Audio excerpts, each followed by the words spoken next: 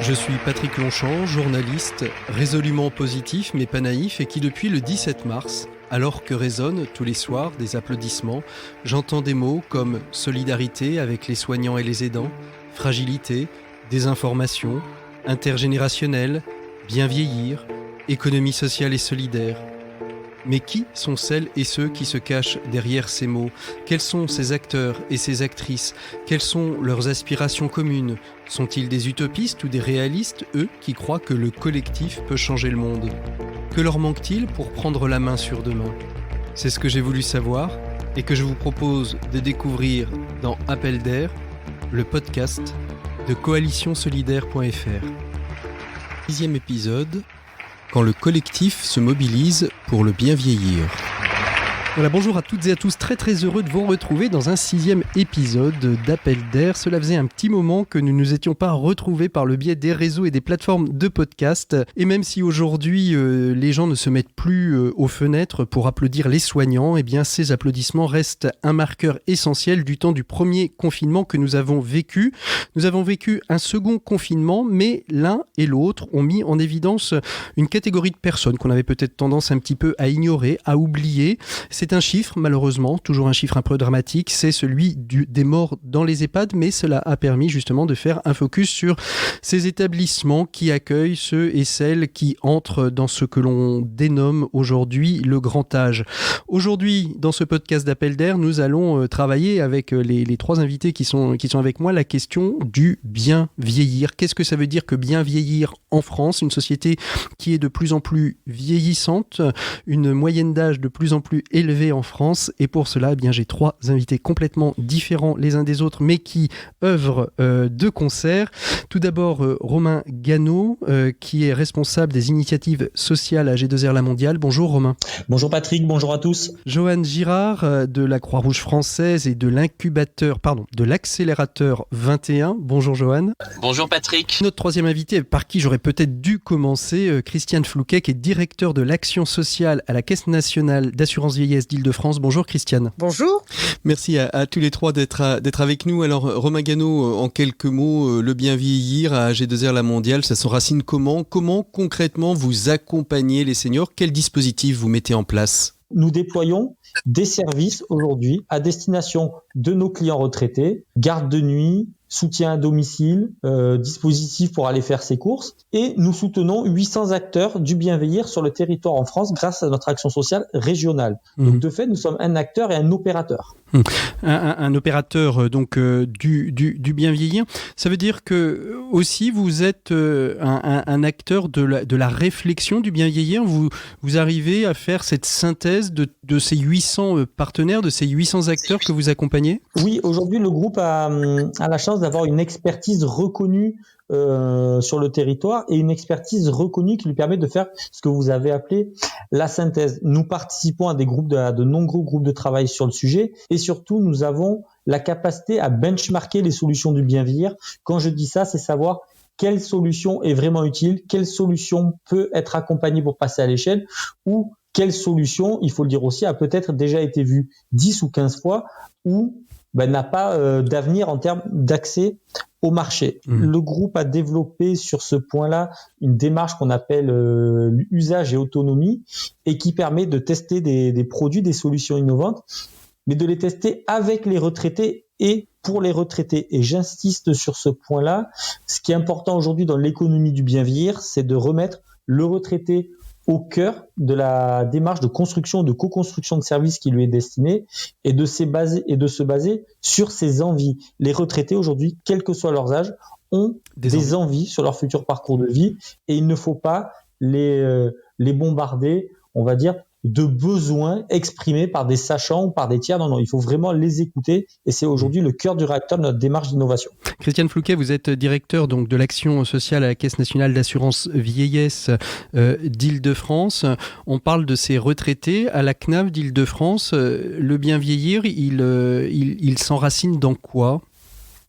Alors, le bien vieillir, déjà pour le réseau de l'assurance retraite, hein, qui est composé de 16 caisses régionales, dites les CARSAT, et la Caisse nationale et régionale en Île-de-France. C'est un réseau qui a construit le bien vieillir de manière historique, puisque jusqu'en 2001, la politique d'action sociale, elle était bâtie entière sur la prise en charge de tous les niveaux d'autonomie et sur l'accompagnement du maintien à domicile sur tous ces aspects. Donc depuis 2001, depuis la mise en place de la fameuse loi d'allocation personnalisée d'autonomie, nous avons développé une politique de bien vieillir autour de la prévention qui a pour objectif de reculer le plus longtemps possible la perte d'autonomie. Mmh.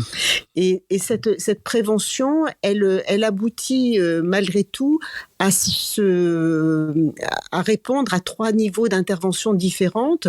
Et je vais commencer par le plus historique, donc celui de l'accompagnement des personnes les plus fragiles, celles qui sont au domicile mais qui ont du mal à faire elles-mêmes tous les gestes d'accompagnement quotidien, et pour lesquels donc il y a encore une chance, une opportunité de rester chez elle, de reculer l'échéance de la dépendance, mais avec malgré tout un accompagnement spécifique. Donc là, on est vraiment sur une offre de solvabilisation de l'aide à domicile avec un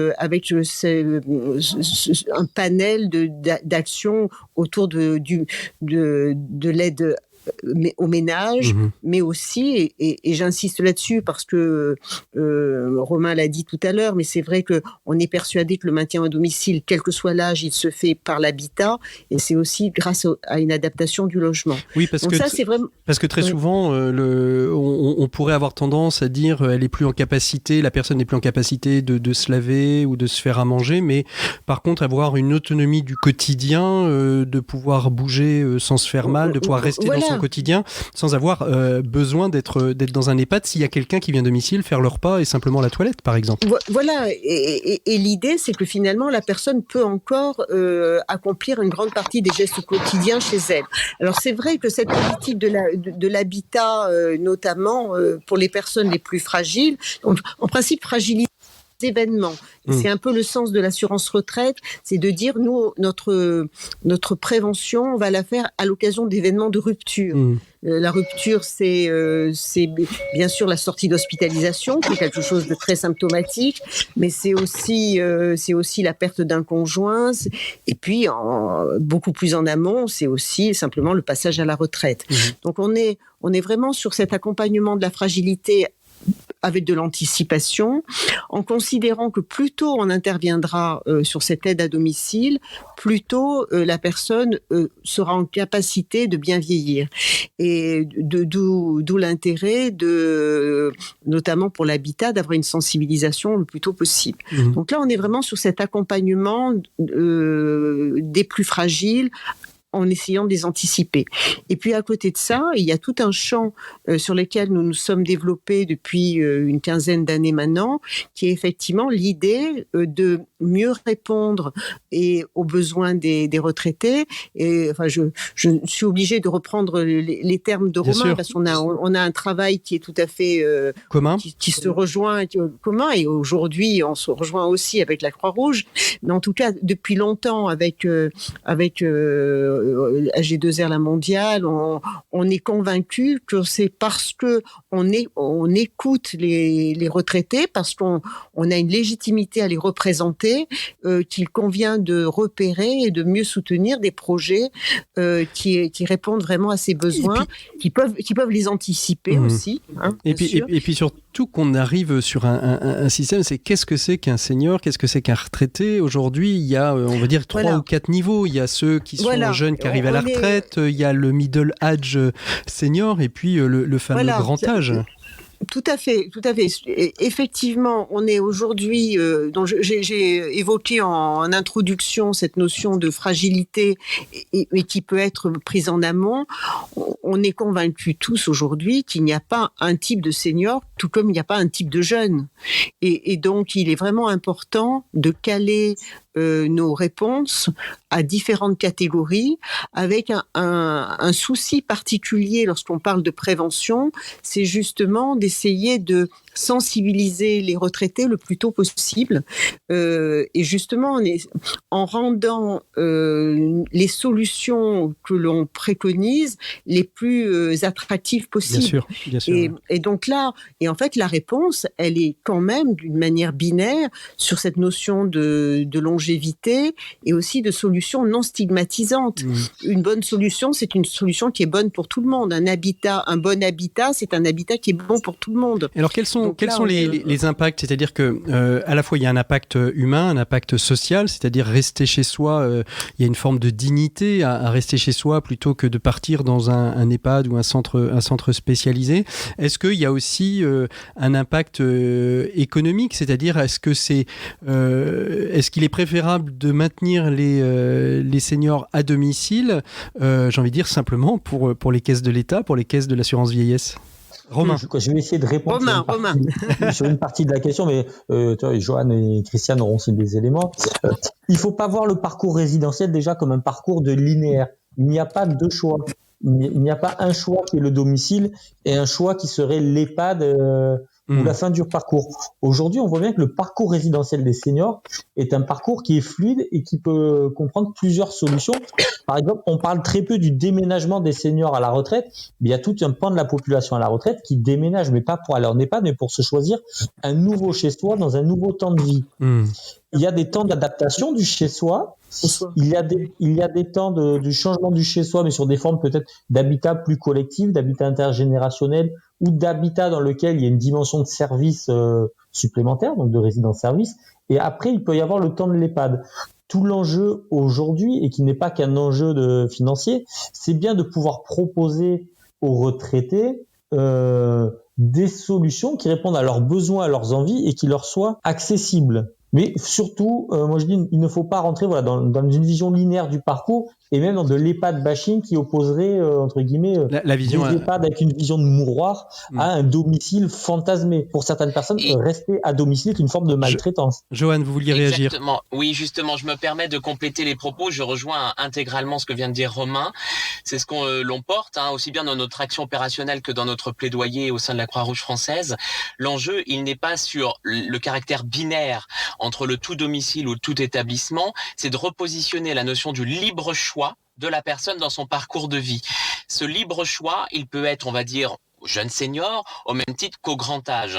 La reconfiguration, et je sais que vous vouliez l'aborder aussi, ce sera peut-être le moment, mais les enjeux du projet de loi Grand Âge Autonomie qui s'annonce, c'est comment justement dans l'offre de services qui existe, notamment que Romain a souligné tout à l'heure, ou que Christiane porte également à travers les résidences autonomie ou les résidences services seniors, qui est une autre offre, ou les EHPAD ou autres, c'est comment ces structures vont être en capacité d'innover, de se transformer, mais aussi dans une dynamique de aller vers. La notion du parcours, elle est pour qu'elle soit la plus qualitative possible et avec le moins d'impact négatif, c'est un parcours qui est sans rupture ou limitant les impacts de cette rupture environnementale, affective, continuité d'accompagnement.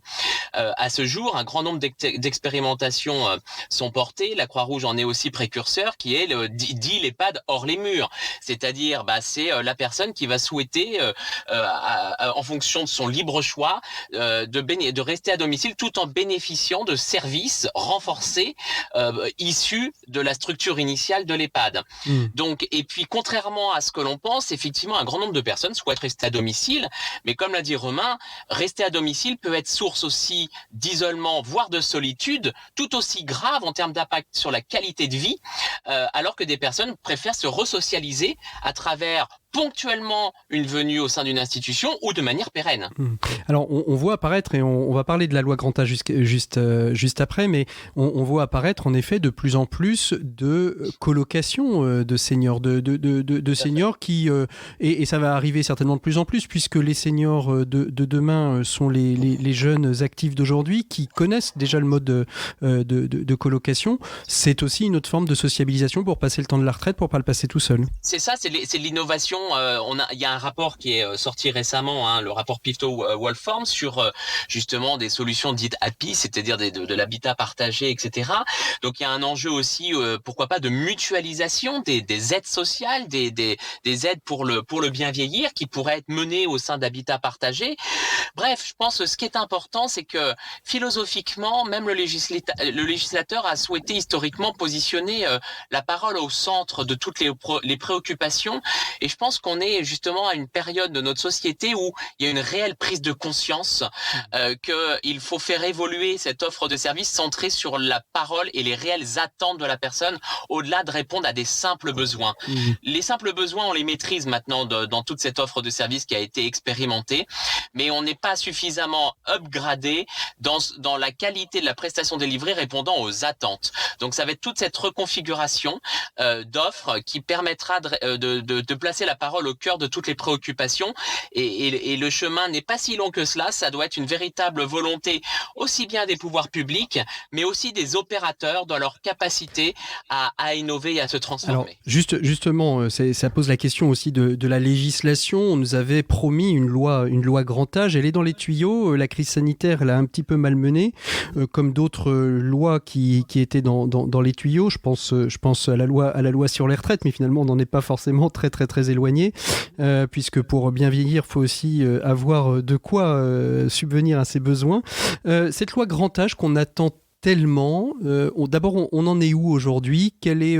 Pourquoi est-ce qu'elle a du mal à être votée ? Est-ce que c'est que lié à la crise sanitaire ou est-ce qu'il y a encore des arbitrages politiques à faire ? Romain Gano, peut-être, si vous avez quelques éléments. J'ai quelques éléments, mais qui sont plus des éléments de contexte. Je ne participe pas à l'élaboration de cette loi. Aujourd'hui, je pense que si cette loi a du mal à sortir, et de toute façon elle est toujours annoncée pour le premier trimestre, et je fais partie des acteurs qui espèrent qu'elles sortiront, il y a une question des attentes. Il y a énormément d'attentes aujourd'hui, qu'il s'agisse des personnes âgées, mais aussi des professionnels qui, pour plusieurs, demandent une requalification, une reconnaissance de leur métier au travers de cette loi. Et je pense que ça fait une loi très complexe. Le gouvernement annonce en plus une loi systémique, donc qui doit entre guillemets embrasser tous les enjeux du bien vieillir, et y compris les enjeux liés au financement.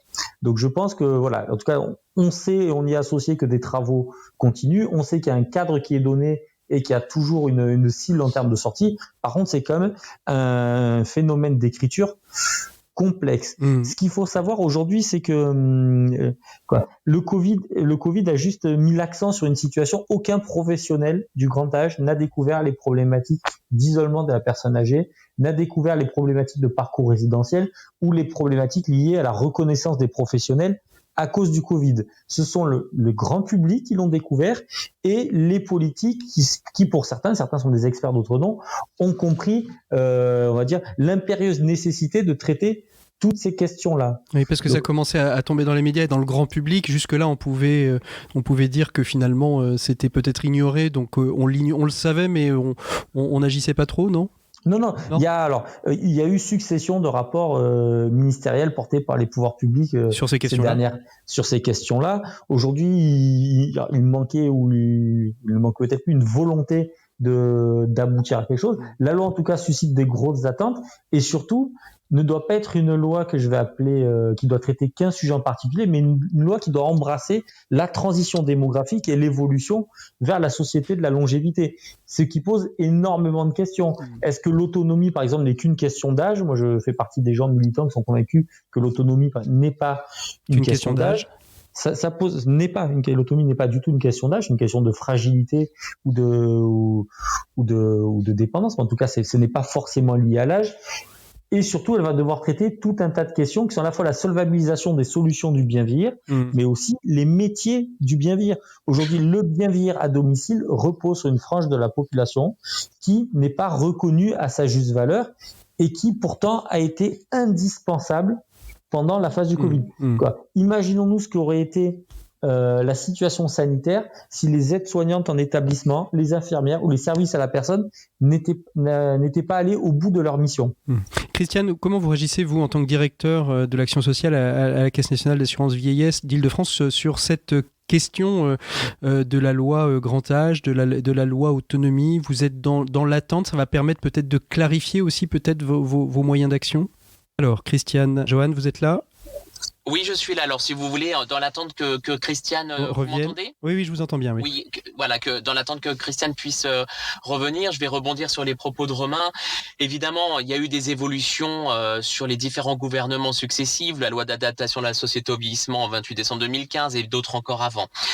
Il est certain, par contre, qu'au regard du nombre de rapports qui ont été effectués récemment, notamment le rapport Libaud qui a fait l'unanimité dans le secteur, suivi derrière du rapport Audrey Dufeu-Schubert sur la transition démographique et la lutte contre l'agisme, le rapport El Khomri dans lequel d'ailleurs j'étais membre du comité de pilotage national auprès de Myriam El Khomri sur l'attractivité des métiers. Tous les éléments, le gouvernement, pour peut-être une des premières fois, a toutes les cartes en main pour prendre les décisions, jusqu'à l'évaluation de l'impact des coûts au niveau des prises de décision. Le rapport Libaud estimait initialement une évaluation de l'ensemble des mesures, 175 à peu près à 10 milliards d'euros. Bon, donc vous voyez, par rapport aux dépenses que l'on est en train d'effectuer liées à la crise sanitaire, notamment dans le plan de relance, 10 milliards d'euros finalement, qui paraît initialement un chiffre indécent, paraît finalement limite anecdotique au regard de tous les montants qu'on entend. Donc là, je pense qu'il s'agit maintenant d'une véritable volonté politique de prendre les décisions pour changer le paradigme. Et Romain a très justement suggéré tout à l'heure, et nous le soutenons puisque c'était la proposition numéro 1 de notre plaidoyer pour la société de longévité, sur la notion de l'autonomie. L'autonomie n'est pas liée à l'âge. L'autonomie, elle est liée aux vulnérabilités et fragilités des personnes, ce qui peut poser question aussi une évolution sur le projet de loi, notamment entre le champ PA, c'est-à-dire personnes âgées, et le champ des personnes en situation de handicap. En tout cas, ça peut inviter à la réflexion. Christiane, comment vous abordez, vous, cette question de la loi autonomie au niveau de la CNAV ? Oui, vous m'entendez là ? Très bien. Oui, d'accord, pardon, parce que du coup j'ai perdu un petit peu des échanges et j'en suis désolée. Je vous en prie. En fait, je rejoins là aussi bien sûr toutes les attentes qui ont pu être évoquées. Moi j'ai simplement un regard particulier, une pensée particulière justement sur l'acceptabilité de cette nouvelle loi. Je pense que la période Covid a certainement facilité cette acceptabilité parce que justement nous avons pu... On a pris conscience.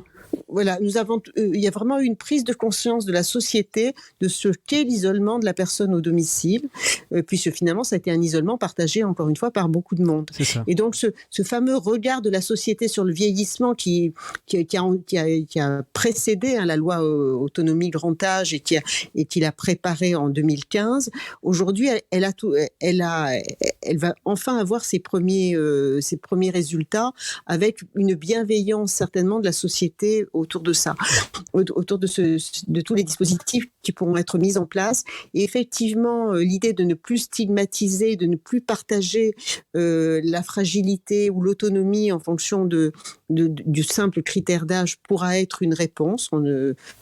Certainement. En tout cas, un levier qui me paraît important à garder, c'est que pourvu que finalement la nouvelle loi donne des clés d'accès plus faciles pour le public. Parce qu'aujourd'hui, on le voit bien que tout le découpage, toutes les solutions que nous pouvons tester, apporter, et pourtant on le fait vraiment dans un écosystème plutôt bienveillant, aujourd'hui reste assez inaudible, assez invisible pour la plupart des retraités. C'est ça, parce que en fait, c'est un peu la problématique comme pour les questions du handicap, c'est souvent cette multiplicité d'acteurs qui fait qu'il manque peut-être simplement le fameux guichet unique, voilà. qui permettrait de dire bon, je vais à la caisse, à ma CARSAT, je dis que je suis et puis après c'est la CARSAT qui va gérer avec tous les acteurs l'accompagnement de la problématique. Oui, alors attention, Romain, un trait d'humour peut-être, mais basé sur l'expérience. Aujourd'hui, alors c'est très français. À la première question, faut-il un guichet unique ? L'ensemble des acteurs vont répondre oui, évidemment. À la deuxième question, veut le sien. Chacun veut le guichet unique, tout le monde va répondre moi. Voilà. Donc aujourd'hui, plus qu'une question de guichet unique et qui n'est qu'une affaire de technostructure, de toute façon le guichet unique, c'est une question d'articulation de bonne connaissance des dispositifs. C'est ça. Et qui peut d'ailleurs se régler sans avoir de guichet unique, si les interlocuteurs se parlaient mieux. Voilà. Donc moi je dis le guichet unique, pourquoi pas, mais attention à en faire le fer de lance d'une future politique où à mon avis c'est pas ça l'attendu. L'attendu c'est des moyens, une bonne coordination. de bonne une bonne coordination. coordination des dispositifs. Alors, Johan, vous voulez peut-être continuer ou... Je rebondis juste, pardonnez-moi, je vous ai coupé. Mais je vous en Patrick. prie. Je rejoins les propos en ajustant peut-être un élément, selon en tout cas mon regard, c'est que l'offre de service proposée effectivement au-delà des guichets uniques, c'est que l'offre de service proposée aussi à domicile, oui, aussi bien, oui, tout à fait, aussi bien en domicile qu'en établissement, est peut-être un petit peu trop surdécomposée, n'entraînant pas de la lisibilité pour les personnes déjà accompagnées, leurs aidants, voire même les professionnels eux-mêmes. Et donc c'est vrai qu'on est arrivé, et d'ailleurs ça a été le constat dans le rapport de Myriam El Khomri sur l'attractivité. Est-ce que vous m'entendez ? Oui, on vous entend, Oui, Christiane. Oui, Christiane. Sur la surdécomposition entraîne aussi parfois une perte de sens pour les collaborateurs eux-mêmes dans la compréhension de leur rôle pour un accompagnement global. Donc voilà, c'est juste un élément il y a peut-être besoin aussi de rapprocher cette surdécomposition de services au bénéfice d'un accompagnement un peu plus global. Voilà.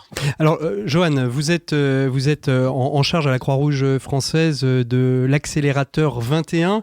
On en a un petit peu parlé. On a beaucoup parlé de loi, on a parlé de cadre, du bien vieillir, mais pour bien vieillir aussi, il est nécessaire d'avoir de l'innovation. C'est ce que vous faites à l'accélérateur 21. Vous y faites quoi ? C'est pour qui ? Quel objectif ? Alors, je vais vous répondre. Oui, non, j'ai certainement été coupée au moment où je disais que, justement, à propos de guichets uniques, on peut parler de l'expérimentation qu'on mène en Île-de-France en lien avec la G2R, la mondiale, justement, et qui est une idée de proposer des solutions de sortie d'hospitalisation ensemble, tout en gardant nos richesses et tout en gardant nos dispositifs quand même, mais en les valorisant et en apportant le meilleur à chacun d'une manière plus simple. Donc effectivement, il n'y aura jamais un seul guichet unique parce que chacun a le meilleur. En tout cas, c'est le ressenti de chaque institution. Mais apporter des solutions plus simples et des parcours beaucoup plus simplifiés doit être la solution que la nouvelle loi nous permettra de renforcer. Alors on a parlé, et je refais ma question. Alors, on a parlé donc d'innovation, enfin on a parlé de loi, on a parlé de bien vieillir. Il y a une question qui est l'innovation, et avec vous, Johan, puisque vous vous occupez de l'accélérateur 21 à la Croix-Rouge française, essayez de comprendre ce que ça veut dire. On pense accélérateur, on pense incubateur, on pense start-up quand on entend ces mots-là. C'est un peu ce que vous faites. C'est quoi l'objectif que vous vous êtes donné à l'accélérateur 21, Johan ? Oui, alors tout à fait. Alors donc j'interagis avec l'accélérateur 21 en tant que délégué national personnes âgées. La personne en charge effectivement du pilotage s'appelle Grégoire Ducret, et avec qui je collabore excessivement bien. Et le principe même de cet accélérateur d'innovation sociale est de pouvoir accompagner un certain nombre de structures externes, soit dans le cadre effectivement d'espaces de coworking, mais aussi avec des programmes en termes d'intrapreneuriat, c'est-à-dire pour nos salariés et bénévoles de l'écosystème Croix-Rouge française qui ont des idées, qui ont envie de porter des solutions, qu'elles soient d'ordre technologique ou social. Pour ce qui compte, c'est que la finalité soit plus d'impact social pour l'enjeu commun, pour les personnes, pour notre société, et une démarche entrepreneuriale, donc là effectivement avec des structures externes à l'écosystème Croix-Rouge qui souhaitent justement venir se confronter à nos plus de 650 structures qui vont du champ du vieillissement évidemment, dont j'en suis le représentant, comme le champ des personnes en situation de handicap, voire même de l'enfance ou de la grande exclusion notamment. Alors, donc le principe même est effectivement d'accompagner ces types de démarches avec différentes saisons, dont une méthodologie très claire que je peux vous décrire si vous le souhaitez. Alors on peut la décrire, mais ce qui est intéressant aussi, c'est voir concrètement qu'est-ce qui est sorti de cet accélérateur ou qu'est-ce qui va sortir de cet accélérateur. Quels sont les sujets que, soit en intrapreneuriat, soit en entrepreneuriat, je vous accompagne aujourd'hui.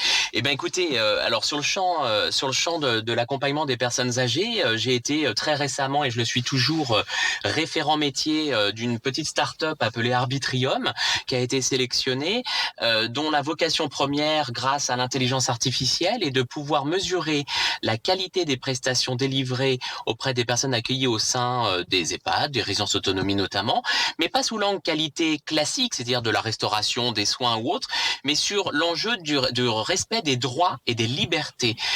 Des éléments qui sont difficilement évaluables puisque l'écosystème fait qu'il y a la personne accompagnée, il y a les professionnels, il y a les familles, il y a les perceptions, les attentes sur ces notions-là sont parfois à diamétralement opposées, et en repositionnant les besoins de la personne, un algorithme permet effectivement de mesurer l'ensemble des perceptions, l'ensemble des attentes pour en définir un plan d'action au plus près des besoins de la personne par rapport à ces enjeux de sciences humaines. Donc là, c'est un exemple d'une solution numérique au bénéfice de la qualité de vie des personnes, mais nous avons eu aussi des solutions d'aide à l'identification, par exemple des aides sociales ou des aides qui peuvent être attribuées à une personne grâce à un algorithme qui s'appelle Toutes mes aides, ou en sélectionnant les revenus de la personne, sa situation sociale, etc.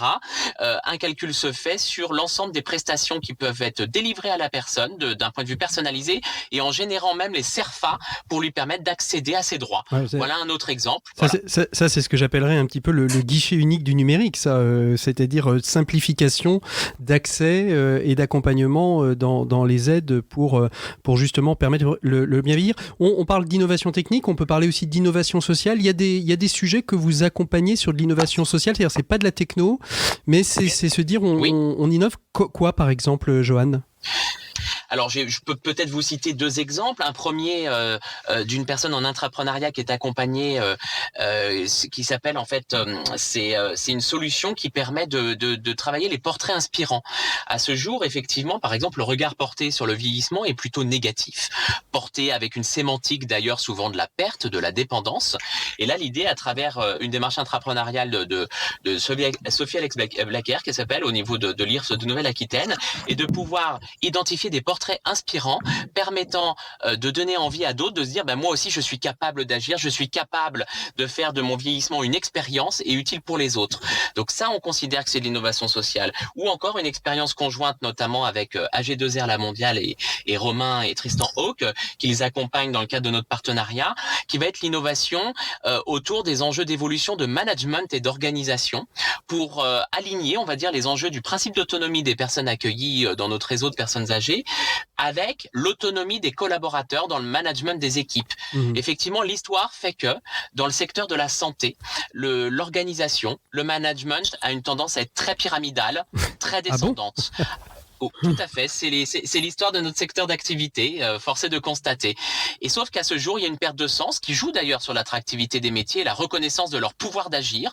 Et donc là, nous tentons deux transformations en termes de management et d'organisation pour permettre justement de libérer les énergies du pouvoir d'agir de nos collaborateurs. Alors, dans Appel d'air, on a au départ de cette série, le travail se faisait autour de la coalition solidaire. Aujourd'hui, cette coalition solidaire, qui dit coalition, dit travailler ensemble. Romain Gano, comment est-ce que vous travaillez ensemble avec Johan, avec Christiane ? Vous êtes une sorte de pivot finalement, de passeur de plats, d'idées.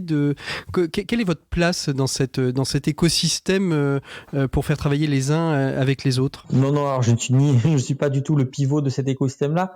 Par contre, ce qu'il faut savoir, c'est que c'est très tôt, chez AG2R La Mondiale, on a pris le parti de croiser les expertises internes et externes, et on soutient aujourd'hui plus d'une dizaine d'accélérateurs ou d'incubateurs sur le bien vieillir.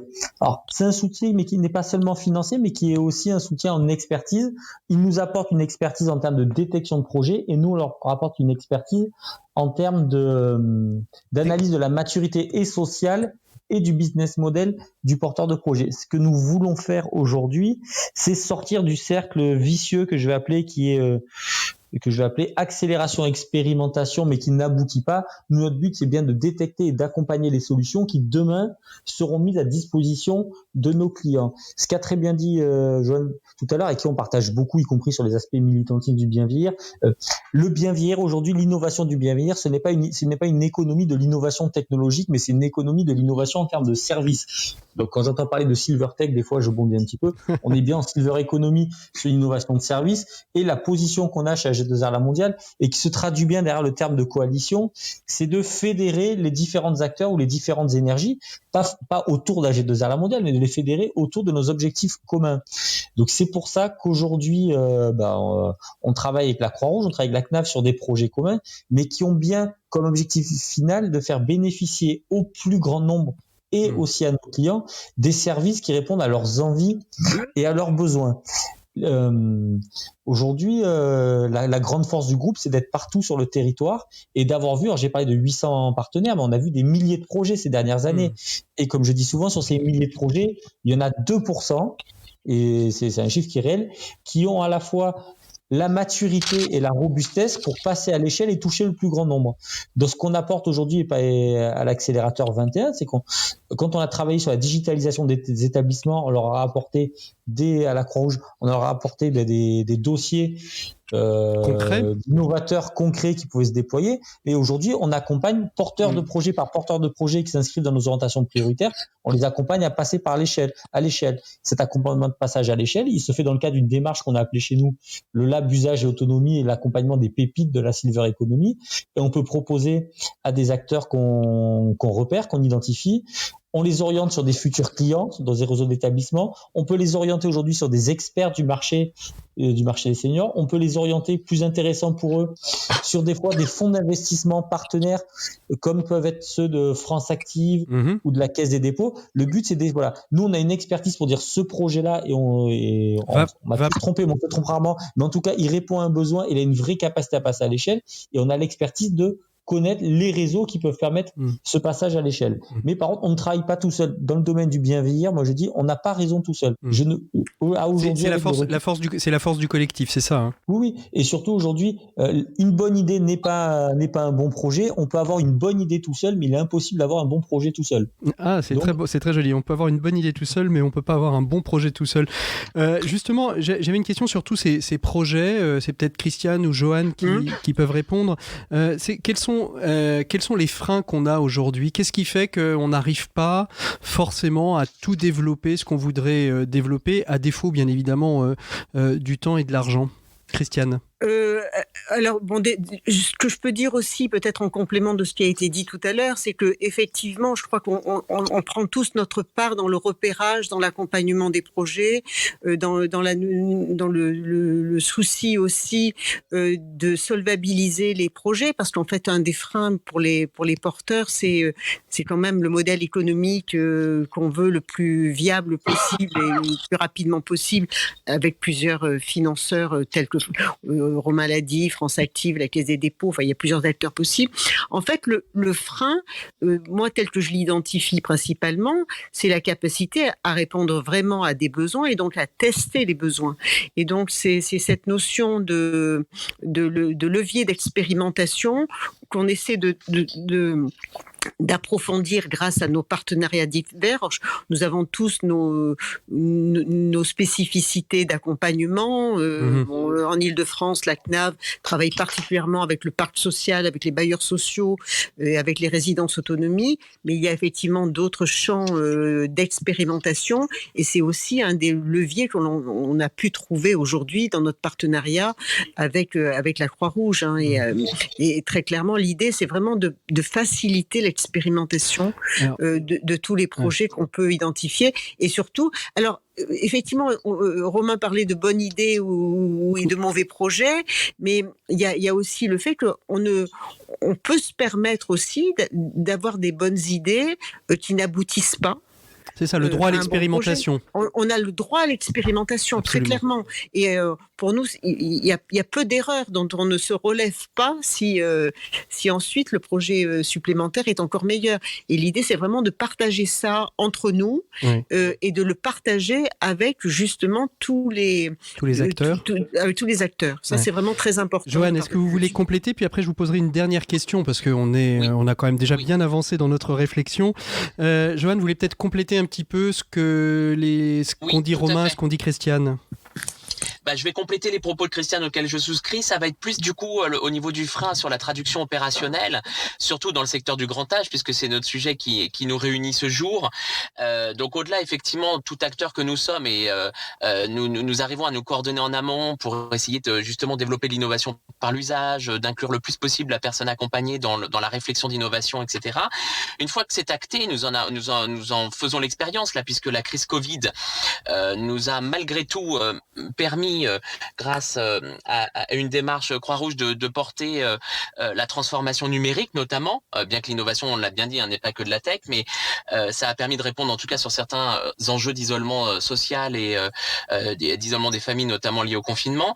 Mais là où on s'est rendu compte au niveau du frein, et c'est pas une surprise pour nous, c'est que après, comment on accompagne l'implémentation des solutions au plus près des terrains. Parce qu'effectivement, l'innovation, une fois qu'elle est trouvée, qu'elle peut trouver son usage, qu'on est convaincu de l'outil, c'est que on a des ratios d'encadrement dans les EHPAD, par exemple, pour ne pas les citer, qui sont quand même très tendus, avec des effectifs qui sont très clairement identifiés en deçà de ce qu'il y aurait besoin, d'où l'enjeu majeur pour le projet de loi Grand Âge et les financements associés. Et donc, du coup, déployer de la réalité virtuelle, déployer des applicatifs, ou déployer de l'innovation organisationnelle et managériale, ça prend du temps. Ça nécessite une évolution des pratiques professionnelles, etc. Et d'ailleurs, le rapport Bourquin-Aquino de France Silver Eco fait écho notamment à ces enjeux, pareil, de référents numériques de territoire, etc., pour accompagner cette implémentation. Donc à ce jour, un frein en tout cas à cette transformation, si on parle d'innovation tech ou autre d'ailleurs, ça va être la capacité des acteurs à avoir suffisamment de ressources pour permettre cette transformation à, on va dire, à large échelle. Alors vous me permettez de terminer avec cette question. Question courte, réponse courte pour terminer. Qu'est-ce qu'on peut espérer pour ce début d'année 2021 pour cette société du bien vieillir? Christiane, est-ce que vous voulez commencer? Écoutez, moi je pense qu'aujourd'hui on a identifié la manière de toucher les personnes isolées. Encore faut-il convaincre les personnes de l'accepter. C'est-à-dire aujourd'hui on s'est aperçu qu'une des solutions quand même, elle venait du virtuel, ouais. Du virtuel. D'accord. Elle venait du numérique, cette fameuse lutte contre la fracture numérique à laquelle on est convaincu. Et bien sûr qu'on n'aura jamais on aura toujours besoin en 2021, fort heureusement, de contacts physiques et d'apport de repas et de famille et d'entourage. Il n'en demeure pas moins qu'aujourd'hui, le virtuel peut être un moyen vraiment très sérieux de rompre l'isolement et de maintenir une activité sociale directement. Donc voilà, votre espérance, c'est trouver le moyen de maintenir ce lien social. De toucher autrement les personnes isolées et ça c'est une solution qui pourra dépasser la période Covid, notamment sur les fameuses zones blanches ou autres. On peut travailler on peut vivre autrement malgré l'isolement physique. Et pour vous, Johan, et on terminera avec Romain. Alors pour moi, ça va être un élément, on va dire peut-être un peu plus sociologique, qui est le changement de regard sur le vieillissement. C'est-à-dire, si je peux souhaiter ça dans mes meilleurs vœux 2021, ça sera le changement de paradigme sur la personne âgée, objet de soin, la personne âgée, un poids pour la société, la vulnérabilité comme un frein, et plutôt prendre l'angle de la capacité d'agir des personnes malgré leur perte d'autonomie, leur capacité à transmettre leur capital de vie, et tout simplement en pleine citoyenneté, jusqu'au dernier moment de sa vie dans le cadre de l'accompagnement de fin de vie. Et alors, le mot de la fin pour Romain Guénaud, pour la puissance invitante d'AG2R La Mondiale. Ça serait un mot de la fin optimiste. On l'a dit aujourd'hui, les problématiques sont connues, mais on a la chance d'être dans un pays quand même où les solutions existent sur le territoire, les acteurs se sont engagés. Donc moi, j'ai déjà une vision optimiste en disant, on connaît la problématique, on connaît quand même beaucoup de façons d'y répondre. Donc ayons une loi grand âge, et je l'espère, qui posera bien le cadre, en tout cas, de la puissance publique et de la part que prendra la puissance publique dans le vieillissement. Et après, les solutions émergeront et la transformation sociétale se fera. Donc, je suis quand même relativement optimiste sur notre façon d'appréhender la société, la longévité, la transition démographique. Et je partage ce que dit Johan. Le vieux, le retraité n'est pas un objet de soin. Donc voilà, un changement de regard et une capacité réelle, je pense, à porter la transition démographique, mais au plus près de nos citoyens. Eh bien, merci beaucoup. Avec vous, on a appris plein de choses. J'ai envie de résumer tout ça par il n'y a plus qu'à. En tout cas, il y a beaucoup de choses qui sont faites et vous en êtes des acteurs avec tous les autres qui agissent sur les territoires. Merci à tous les trois d'avoir été les invités de cet appel d'air spécial Bien vieillir. Merci beaucoup. À très bientôt. Au revoir. C'était Appel d'air, épisode 6, quand le collectif s'engage aux côtés du bien vieillir.